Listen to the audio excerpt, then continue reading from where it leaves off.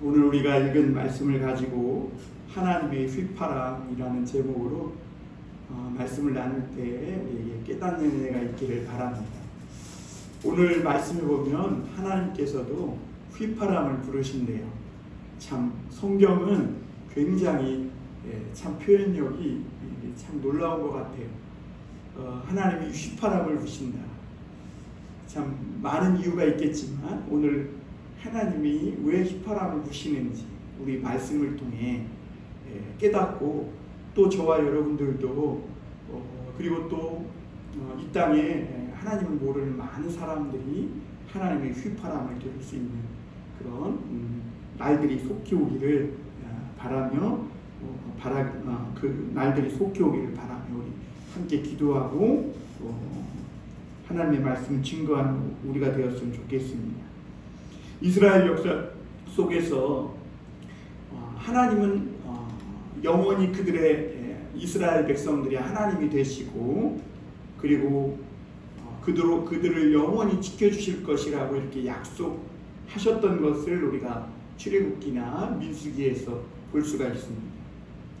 그리고 실제로 하나님은 그 말씀하신 약속대로 이스라엘이 죄짓고 계속 주님을 배반하고 반역해도 그리고 하나님이 아니라 우상을 숭배하고 그래도 하나님은 계속해서 그들을 더 큰 사랑과 긍휼로 지켜주시고 인도해 주셨음을 보게 됩니다. 그러니까 그 약속을 지키시는 것이죠.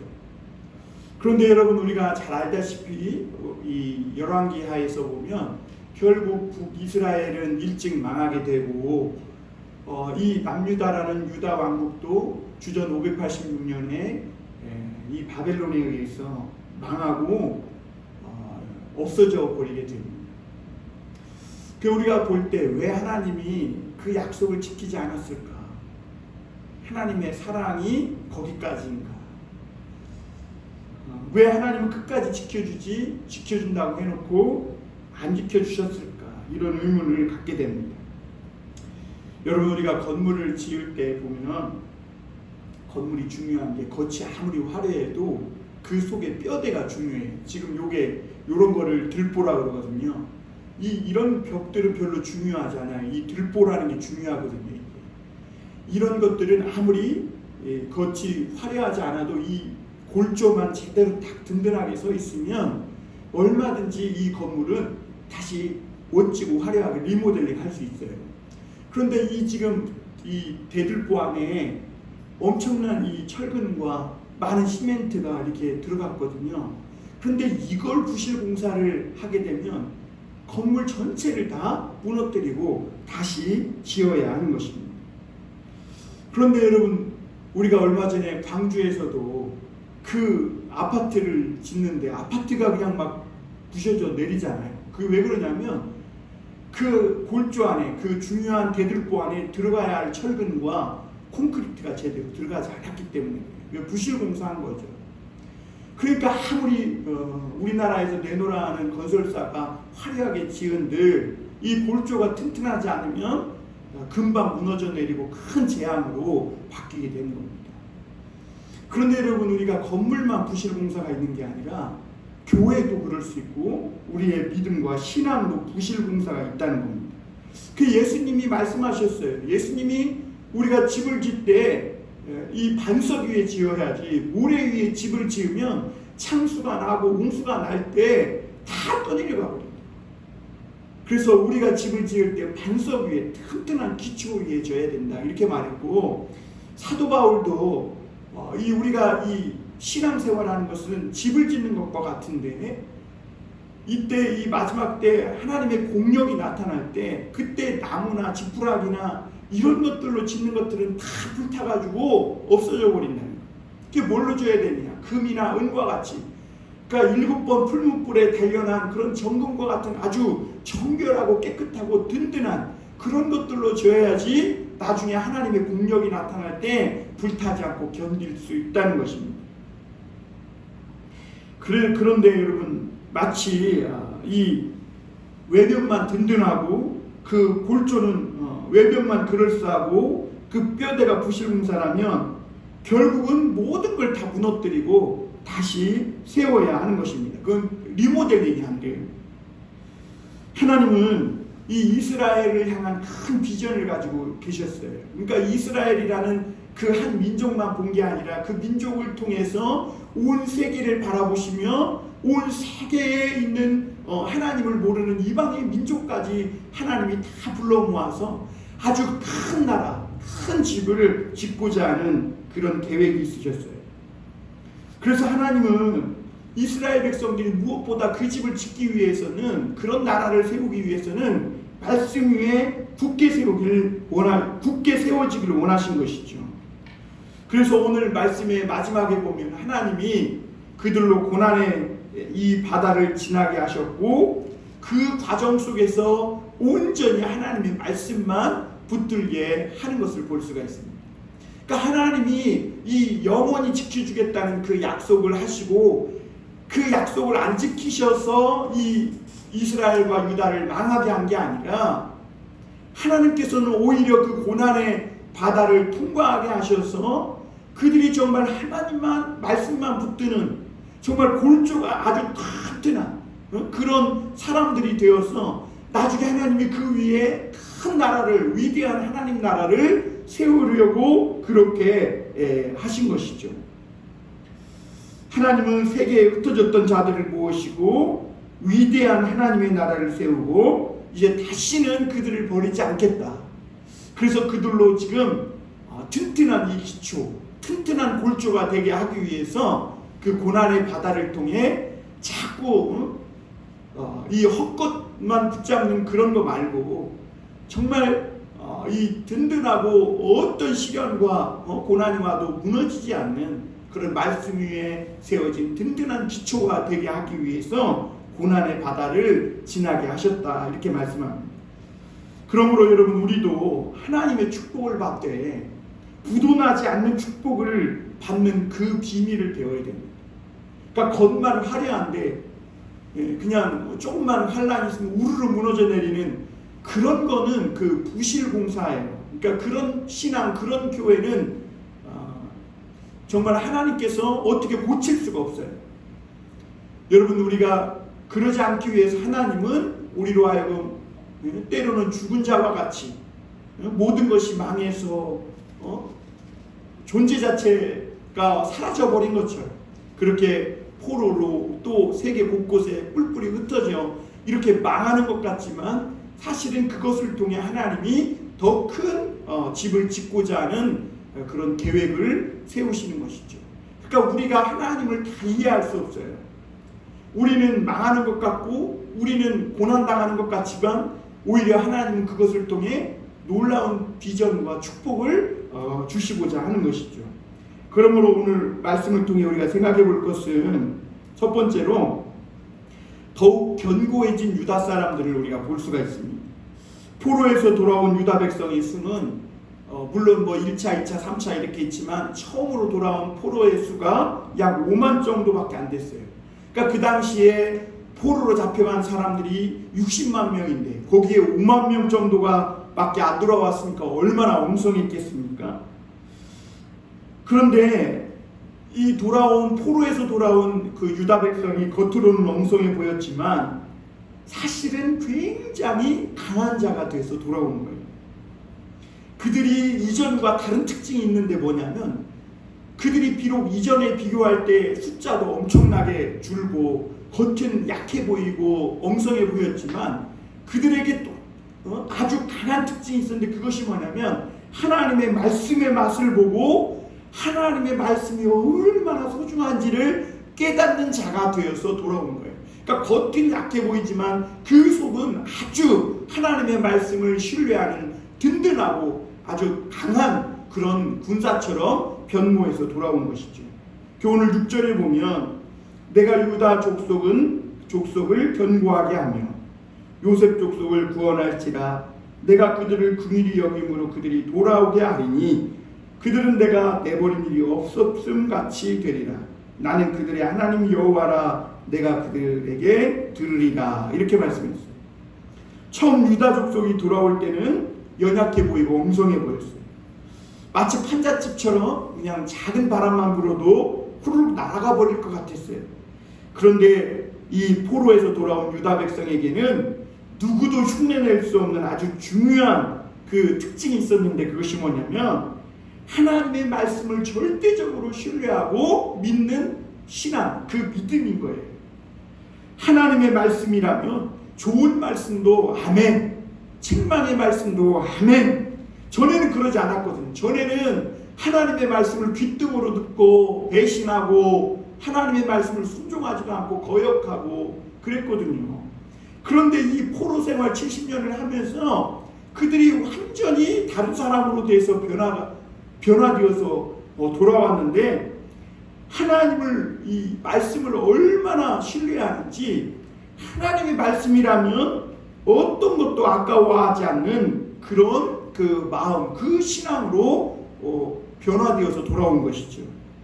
하나님은 그런 포로에서 돌아온 이스라엘 백성들의 그 모습을 보면서 정말 이 모습이야말로 하나님의 나라를 세우기 위한 가장 중요한 기초라고 말씀하시고, 이제는 그들로 돌아오게 해서 내가 그들의 그 모든 말들을 들으리라 그랬어요. 들으리라. 여러분, 예수님도 그랬죠. 너희가 내 안에 거하고 내가 너희 안에 거하면 무엇이든지 원하는 대로 구하라. 그리하면 이루어지리라 그랬거든요. 그러니까 그들이 이제 이렇게 하나님의 말씀에 서 있는 견고한 자들로 변화되어 돌아온 것이죠. 여러분, 우리가 견고하고 든든한 교회를 세워가는 데 있어서는요, 얼마나 빨리 교회가 부흥하냐, 그러니까 숫자가 많아지고 얼마나 빨리 교회를 크게 짓고 얼마나 많은 재정이 나오고 교회에 얼마나 번들어가는 사람이 많이 오는가, 그런 지푸라기 같은 것들이 필요한 게 아니에요. 풀무불에 7번 단련한 정금과 같은 이 재료, 그 재료를 가진 사람들이 필요한 거예요. 연단을 받고 또 받고 낮아지고 또 낮아져서 하나님의 말씀이라면 그 좋은 축복의 말씀도 아멘하지만 때로는 하나님의 책망과 때로는 징계하는 말씀도 아멘하며 주님을 말씀을 사랑하는 그 마음을 가진 사람들. 그래서 하나님의 말씀이라면 어떤 것도 아까워하지 않고 하나님 앞에 드릴 수 있는 그런 사람들, 그런 정금과 같은 사람들이 필요한 거예요. 그 기초 위에 하나님이 교회를 세우시는 거예요. 고난을 통해 말씀의 맛을 본 사람들, 그러니까 말씀의 비밀을 가진 사람들이에요. 그러니까 다른 사람 누가 흉내낼 수 없는 거죠. 말씀의 비밀을 가진 사람. 이들은 말씀을 위해서라면 모든 것을 내어놓을 준비가 되어 있는 거예요. 심지어 자기의 인생까지도 예수님처럼 말씀 앞에 어떤 것도 아까워하지 않는 거죠. 그러니까 요즘 사람들처럼, 요즘 성도들처럼 예배 시간 조금 길어지면 성질 내고 말씀 듣지도 않고 교회 오는 걸 굉장히 막 억지로 이런 마음 갖고는 안 된다는 거예요. 그 위에는 하나님이 초가집도 못 짓는 거예요. 그런 마음입니다. 세상의 단맛에 길든 이들은 그래서 절대로 이 말씀의 비밀, 이 말씀의 맛이 느껴지지 않아요. 몸이 건조할 뿐이에요. 여러분, 세상에서 사단이 주는 달콤한 맛에 길들여져 있는 사람이 어떻게 하나님의 말씀의 맛을 볼 수가 있겠어요? 아무리 하나님의 말씀을 막 폭포수같이 쏟아줘도 그런 사람들에게는 몸이 건조한 맛밖에 안 나요. 그러나 여러분, 고난의 바다를 통과해 본 사람들에게는 이 말씀이 꿀송이보다 더다.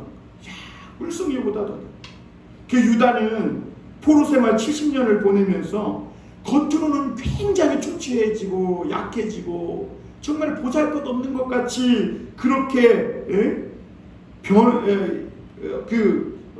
초라해지는 것 같았지만 사실 속으로는 하나님의 말씀을 신뢰하는 믿음으로 더욱 견고해지는 그런 주의 사람들로 변모해가는 것이죠.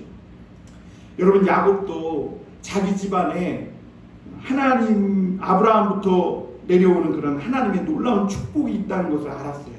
야곱은 그 복을 독차지하기 위해서 형과 아버지를 속이고 결국에는 축복을 받아냈어요. 그런데 축복을 가르친 것 같은데 복이 안 오는 거예요.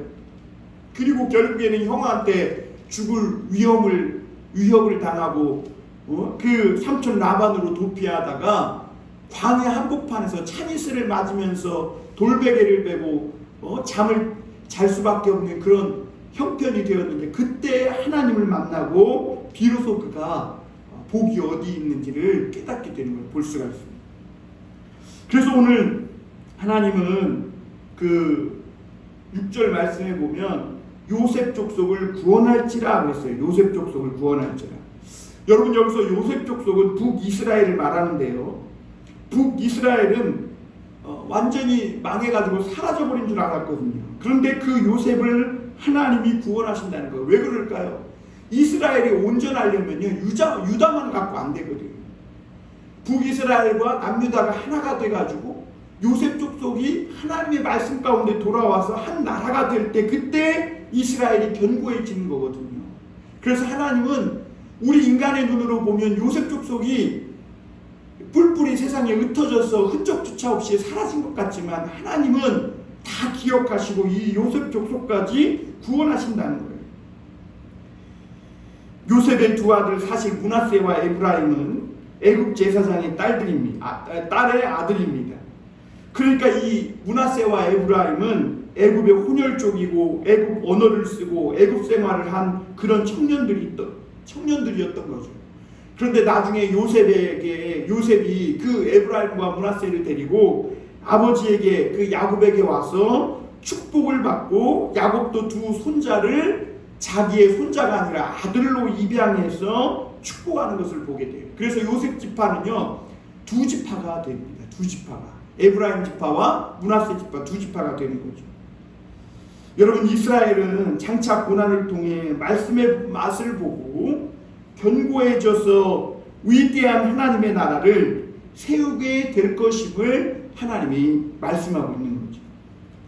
그래서 이 요셉 족속을 구원한다는 그 말씀 속에는 이제는 혈통과 인종을 넘어서, 마치 야곱이 애굽의 혈통과 애굽의 문화와 애굽의 언어를 쓰는 므낫세와 에브라임 지파를 양아들로 받아서 그 이스라엘의 두 지파가 되게 한 것처럼, 하나님을 모르는 온 세계의 이방인들이 하나님의 말씀을 깨닫고 돌아오고 그런 사람들이 일어나게 될 거에 대해서, 그래서 하나님의 나라가 아주 위대하고 큰 나라를 이루게 될 것을 말씀하고 계신 거예요. 그런데 그 크고 위대한 하나님의 나라를 세우려면 이 기초가 튼튼하지 못하면 안 되거든요. 그러니까 하나님은 약속을 안 지킨 게 아니라 오히려 이 유다를 통해 더 큰 하나님의 나라를 세우기 위해서 고난을 받게 하시고, 견고하고 튼튼한 그 하나님의 말씀이면 아멘 하며 죽음조차 각오하는 그런 말씀을 사랑하는 마음으로 마음을 가진 그런 아주 견고한 자들로 변모해서 돌아오게 하신 것이죠. 그게 하나님의 놀라운 계획이었음을 보게 됩니다.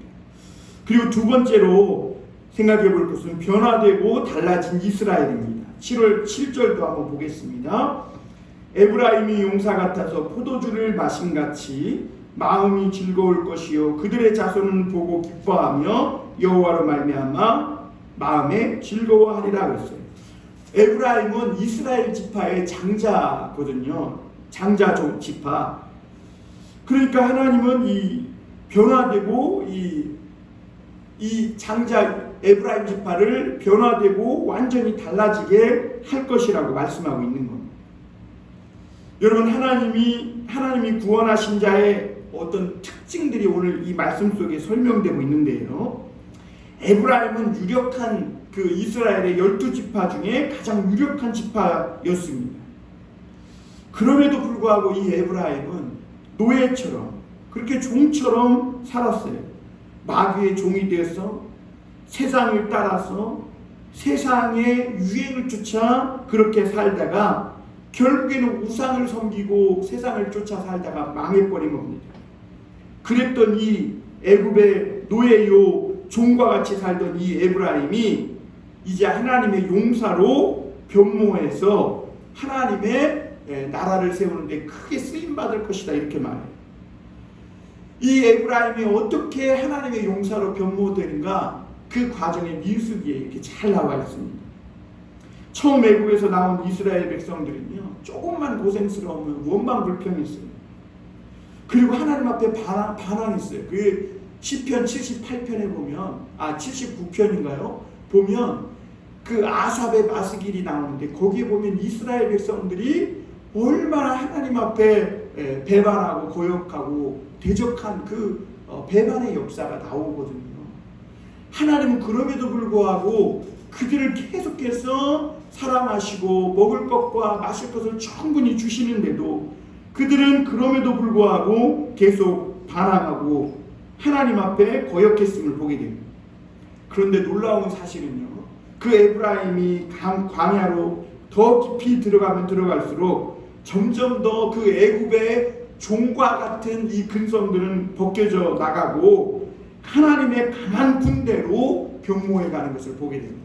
그래서 마하나임에 이르러서 정말 오합지졸과 같았던 이 애굽에서 나온 그 이스라엘 백성들을 향해 하나님은 하나님의 군대, 여호와의 군대라고 말씀하고 있는 걸 보게 됩니다. 여러분, 노예는 그저 먹을 것을 먹고 몸만 편하면 그것으로 그만입니다. 그러나 용사는 어때요? 목적이 있고 무언가 큰 뜻이 있죠. 그래서 하나님의 목적과 뜻을 위해서라면 목숨을 걸고 싸우는 겁니다. 그래서 디모데후서 2장 3절 4절에 보면 그리스도의 군사로 부름받은 자는 자기 생활에 얽매이지 않는다 그랬어요. 그리고 고난을 받고 자기를 모집한 자를 기쁘게 한다, 이렇게 말씀하고 있는 겁니다. 이제 이 에브라임이 그렇게 세상을 쫓아 자기의 탐욕과 욕심으로만 살던 이 에브라임을 하나님은 구원하시고 건지셔서 이제는 하나님의 뜻을 위해 자기 목숨까지 내놓고 하나님의 용사로, 하나님의 아주 귀한 도구로 쓰임받는 하나님의 용사가 될 것이다 라고 그렇게 말씀하고 계신 겁니다. 그리고 거기 보면 포도주를 마심과 같이 마음이 즐거울 것이고 그랬어요. 여러분, 하나님께서 구원하신 자의 특징이 뭐냐? 마음의 기쁨이 있는 거예요. 마음의 기쁨. 초대교회 때 성도들이 성령을 받고 달라진 것 중에 하나가 뭐냐면 두려움이 사라지고 마음이 기쁘고 막 충만했어요. 성령을 받고 완전히 초대교회 성도들은 새 사람으로 변했어요. 그래서 오늘 이 말씀은요, 포도주를 마신같이 마음이 즐거울 것이다. 이것은 장차 성령께서 초대교회 성도들에게 임해서 그들이 변화되고 무언가로 표현할 수 없는 기쁨과 만족감과 정말 충만함이 임할 거에 대한 그 말씀을 표현하고 있는 거예요. 여러분, 술은 사람을 변하게 합니다. 저도 어렸을 때 술을 좋아하는 사람이 가까이에 있어서 술 먹으면 사람이 어떻게 변하는지를 아주 뼈저리게 체험한 사람인데, 이야, 정말 힘들어요. 술 먹은 사람 변하면 힘들어. 그런데 여러분, 성령도 사람을 변하게. 근데 성령을 받고 변하면 그 사람을 만나면 너무나 좋아요. 같이 기뻐지고 막 즐겁고 닮고 싶고 그래요. 그래서 성령을 받고 변화된 사람은 소극적인 사람이 적극적인 사람으로 변하고요. 무엇보다 부정적인 사람이 성령을 받으면 긍정적으로 변해요. 늘 우울하고 근심 걱정에 쌓여있던 사람이 성령을 받으면 근심과 걱정, 두려움이 사라지고 그리고 항상 기쁨과 감사가 넘치는 사람이 되고, 무엇보다 성령을 받으면요, 사람이 열정적인 사람, 마음이 따뜻한 사람으로 변하게 된다는 거예요. 그래서 그런 사람은 만나기만 해도 좋아요. 어떤 목사님이 그러대요. 이웃 사람은 뭐냐? 나가서 우리가 막 구제하고 뭐 돈도 주고 막 선한 일을 하고 이거 다 좋은데, 진짜 이웃 사람은 뭐냐면 남들이 나를 만났을 때 그들이 마음이 좋아지게 하는 것이 진짜 이웃 사랑이니까. 만나면 좋은 사람이 되는 거, 그게 진짜 이웃 사랑이에요. 그 말씀을 듣고 제가 많이 깨달았어요. 나를 만나면 좋아질까? 나를 만나면 사람들이 기분이 좋아지도록 해야 되겠구나. 그것이 진짜 하나님의 이웃사랑입니다. 근데 오늘날 이 교인들은요, 만나면 기분 나빠요. 세상 사람들이. 그게 왜냐? 교회 안에서의 성도의 모습과 교회 밖에서의 삶이 다르기 때문입니다. 여러분, 우리가 하나님을 알기 전까지는 모두가 마귀의 종으로 살았고 죄의 노예로 살아오는 것이 사실입니다. 특히 한국 여인들의 가슴에는 한이라는 것이 있다고 그러죠. 그런데 그게 말이 좋아 한이지 사실은 그게 분노의 감정이 숨겨져 있는 거거든요.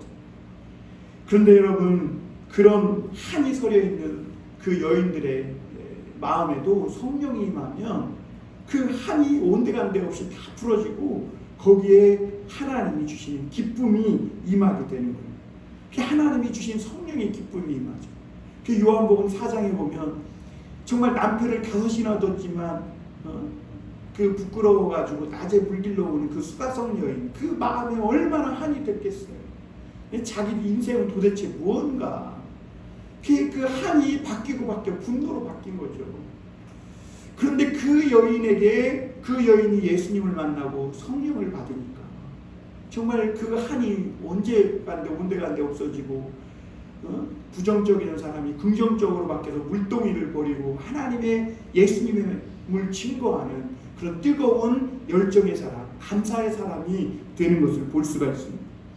여러분, 우리가 기뻐하는 것은 돈이 생겨서도 아니고 성도의 기쁨은 어떤 상황이 달라져서도 아니에요.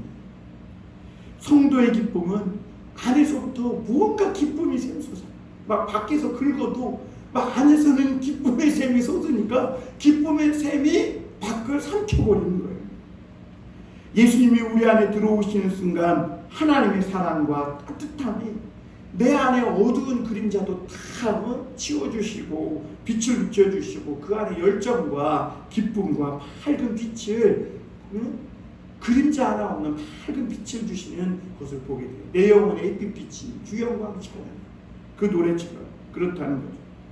그래서 여러분, 구원받은 자의 특징이 여호와로 말미암아 마음이 즐거워하리라 오늘 말씀을 그랬어요.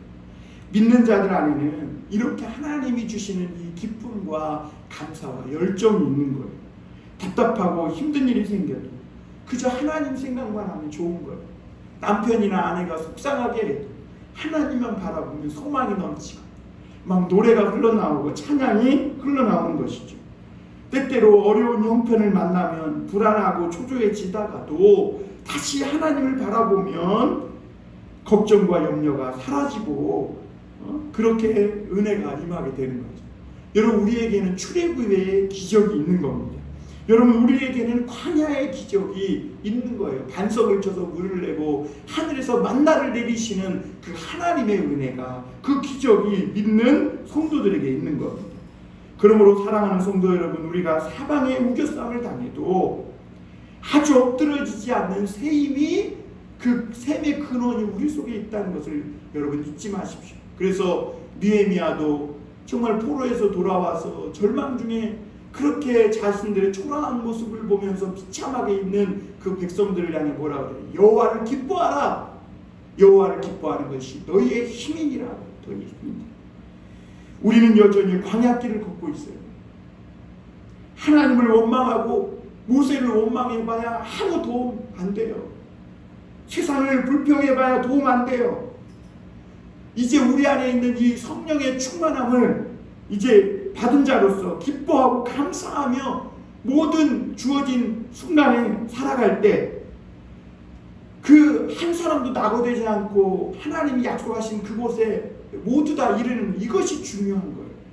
그러므로 여러분, 오늘 우리가 여전히 광야길을 걷고 있을 때 우리가 가야 할 그 목적지까지 안전하게 가야 한다는 그것이 중요함을 깨닫고 오늘도 원망 불평 아무 도움 안 된다는 것을 깨닫고 감사하고 기뻐하며 주님이 주시는 따뜻한 마음과 그 열정을 가지고 그런 달라진 모습으로 그 에브라임처럼 그렇게 변화되어서 하나님의 용사로 쓰임받는 우리 모두가 되기를 바랍니다.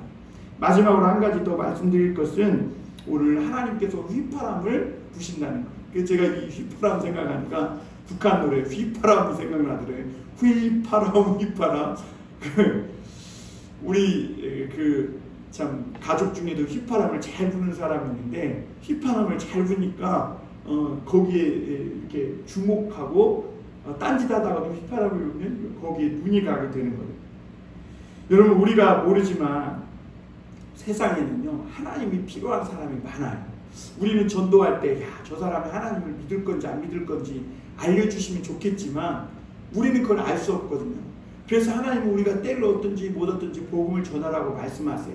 그런데 놀라운 것은 한 사람도 믿을 것 같지 않은데 우리가 가서 복음 전하고 교회를 세우면 그곳에는 반드시 하나님이 구원하시는 사람이 있고 또 하나님을 필요로 하는 사람들이 거기에 있더라는 것이죠. 사실은 모든 사람들에게 하나님이 절대적으로 필요합니다. 다만 인간이 모르고 깨닫지 못할 뿐인 것이죠. 하나님은 하나님을 필요로 하는 이 사람들, 하나님이 택하신 사람들을 놀라운 방법으로 불러 모을 것이라고 그렇게 말씀하시는데 그게 뭐냐? 휘파람을 부는 거예요. 휘파람. 오늘 8절 한번 우리 같이 읽어보겠습니다. 다 같이 한번 읽어볼까요? 시작. 내가 그들을 향하여 휘파람을 불어 그들을 모을 것은 내가 그들을 구속하였습니다. 그들이 전에 번성하던 것 같이 번성하리라. 여러분, 목자는 양을 모을 때 휘파람을 사용했다고 합니다. 목자는 막 양 한 마리 한 마리 뛰어다니면서 모으려면 지쳐서 다 불러 모을 수가 없겠죠. 그런데 여러분, 목자가 갑자기 휘파람을 휙 하고 불면 어디서 숨어 있었는지 그 보이지도 않던 양들이 막 풀숲에서 나와서 이 휘파람을 부는 목자에게 몰려드는 것을 볼 수가 있습니다. 그러니까 이 휘파람이 뭐냐? 다른 사람들은 알아듣지 못하는 목자와 양과의 어떤 신호인 거죠. 하나님은 사람들을 부르실 때요, 이 말씀의 휘파람으로 부르십니다. 그래서 사람들은요, 말씀을 들으면서 자신을 찾고 있는 그 하나님의 목소리를 듣게 됩니다. 그래서 여러분, 말씀을 들을 때 하나님의 음성을 듣게 됩니다. 하나님의 휘파람 소리를 듣게 되는 겁니다. 여러분, 세상이 혼란스럽고 힘든 것은 하나님이 택하신 자들을 오늘도 부르신다는 것입니다. 여러분, 우리가 이때를 놓쳐서는 안 되겠죠. 그 음성을 듣고 휘파람을 듣고 나오면 하나님이 그들이 전에 번성하던 것 같이 번성케 하리라 약속하고 있음을 보게 됩니다. 누구든지 이 하나님의 휘파람 소리를 듣고 돌아오기만 하면 하나님께 복을 받는다는 거예요. 사람들은 복이 세상에 있는 줄 알고 열심히 세상 따라 살아가지만 복은 하나님께 있다고 성경은 확언하고 있는 것입니다. 여러분, 9절에 보면 내가 그들을 여러 백성들 가운데 흩으려니와 그들이 먼 곳에서 나를 기억하고 그들이 살아서 그들의 자녀들과 함께 돌아오리라 했어요. 여러분, 하나님께서 이스라엘 백성들 열방이 흩으셨다고 했어요. 여기서 열방이 흩으셨다는 것은 하나님이 심판에서 진노하셔서 흩은 것도 되지만 이것을 생각할 때 우리가 뭘 생각해야 되냐면 예수님께서 농부가 씨 뿌리는 자의 비유를 하셨잖아요. 그 의미로 오늘 이 말씀도 있는 거예요. 그러니까 하나님은 이스라엘 백성들을 징계해서 전 세계에 흩어 버리신 것 같지만 사실은 하나님께서 온 세계 열방이라는 밭에 이 씨앗을 뿌린 거예요. 마치 민들레 홀씨가 봄바람에 사방으로 퍼지듯이 그렇게 하나님이 흩으신 거예요. 그랬더니 나중에 그 흩어진 자들이 살아서 그 자녀들과 함께 돌아와요. 참 놀랍죠. 그래서 하나님이 10절 11절에 보면 이제는 그 불러 모은 자들, 애굽에서, 그 바벨론에서, 아수르에서 죽은 자처럼 이제는 끝난 것 같이 노예 생활하며 죽은 자와 같이 살던 그들을 이제는 하나님이 불러 모아 휘파람을 휙 불어서 불러 모아. 그러면 그들은 거기서 죽은 줄 알았는데 죽은 게 아니라 살아서 혼자 돌아오는 그 씨앗 혼자 나오는 게 아니라 30배, 60배, 100배의 열매를 맺어서 자녀들과 함께 돌아온다고 말씀하고 있어요. 그러면 하나님은 그들을 길앗 땅과 오늘 레바논 땅으로 이끌어간다 그랬어요. 여기서 길앗은 뭐예요? 치료의 땅이에요. 레바논은 숲과 풀이 울창한 그런 비옥한 부유한 땅이 레바논이에요. 그래서 레바논 백향목은 쭉쭉 뻗어서 하늘까지 닿을 만큼 높이 울창하게 올라가는 그 나무가 레바논의 백향목이거든요. 그런데 여러분, 그 길앗 땅과 레바논으로 가는 그 땅을 가기 전에 하나님은 오늘 고난의 바다를 먼저 지나서 그 길로 간다 말씀하세요. 고난의 바다를 지나면서 말씀을 생생하게 체험하고 맛본 이들이 마침내 치료와 부요와 번성의 땅에 이르게 될 것이라는 것이죠. 마지막으로 12절을 한번 우리 다 함께 읽어보겠습니다. 시작. 내가 그들로 나 여호와를 의지하여 견고하게 하리니 그들이 내 이름으로 행하리라. 나 여호와의 말이니라. 오늘 여기에 보면 견고하게라는 말이 또 나타나고 있음을 보게 됩니다. 여러분, 교회의 견고함, 성도의 견고함이 어디에서 나옵니까? 하나님의 말씀을 의지하면서 나와요. 이스라엘은 망했지만 그들 안에 있었던 말씀을 망하지 않은 거예요. 우리의 육체는 썩어져 없어져 버릴 것이지만 우리 안에 있는 말씀은 살아서 나중에 부활의 새 몸을 입고 영광의 몸으로 다시 일어나게 되는 것이죠. 오히려 망하는 쓰디쓴 이 고난은 이 말씀을 가진 우리들, 교회를 더욱더 견고하고 튼튼하게 세울 뿐이라는 것이죠. 여러분, 믿음이란 이렇게 하나님의 부력을 믿는 것입니다. 남들이 믿고 세상이 쫓아가는 것을 쫓지 말고 그런 걸 하나님의 말씀에 깊이 뿌리내려서 이제 우리가 하나님의 자녀라는 것을 확신하고 하나님의 이름으로 행하는 그런 말씀에 뿌리내린 그런 사람들이 될 수 있기를 바랍니다. 하나님을 신뢰하는 자들은 결국 견고하고 번성하게 될 것입니다. 우리가 가는 길이 어디쯤인지는 모르겠지만 우리가 가는 길에 우리를 괴롭게 하고 두렵게 하는 그런 오늘 물결이 있다고 말씀하고 있습니다. 그런데 여러분, 하나님이 11절에서 뭐라고 하세요? 내가 그들이 고난의 바다를 지나갈 때에 바다 물결을 치리니 나일의 깊은 곳이 다 마르겠고 아수르의 교만이 낮아지겠고 애굽의 규가 없어지리라.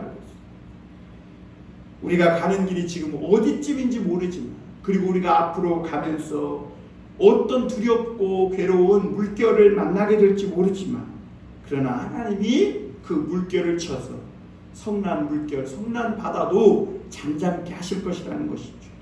사랑하는 성도 여러분, 그러므로 오늘도 그 주님과 함께 하나님의 이름을 가지고 행하심으로 하나님이 휘파람을 부시는 그 목소리를 듣고 주님 앞에 나아가 주님이 주시는 모든 축복을 누리며 점점 더 변화되고 견고해져서 하나님의 용사로 마지막 때 쓰임받는 그런 믿음의 사람들이 다 되시기를 주님의 이름으로 축원합니다. 기도하겠습니다.